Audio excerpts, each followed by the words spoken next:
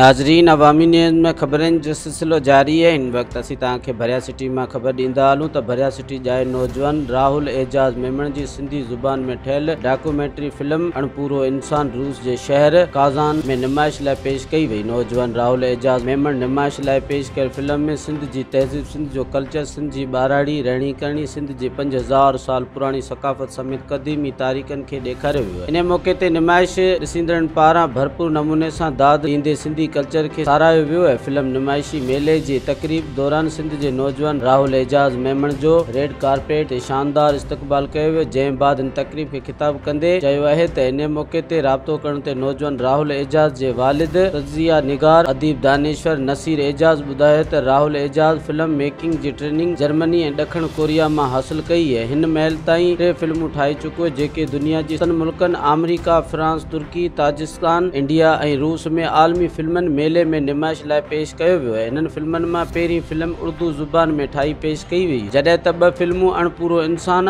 ऋण मां लंघंदड़ रेल सिंधी ज़ुबान में ठही ऐं अंग्रेज़ी ट्रांसलेट सां पेश कयो वियो है। जॾहिं त भरिया सिटी जाए नौजवान जे अहिड़ी फिल्म नुमाइश मेले जा वीडियोज़ ऐं फोटोज़ सोशल मीडिया ते वायरल थियण बाद सिंध वासियुनि पारां तमामु घणो साराहियो पियो वञे। मज़ीद खबरों और तफसीलात के लिए विजिट करें हमारी वेबसाइट www.awamiNewsHD.com।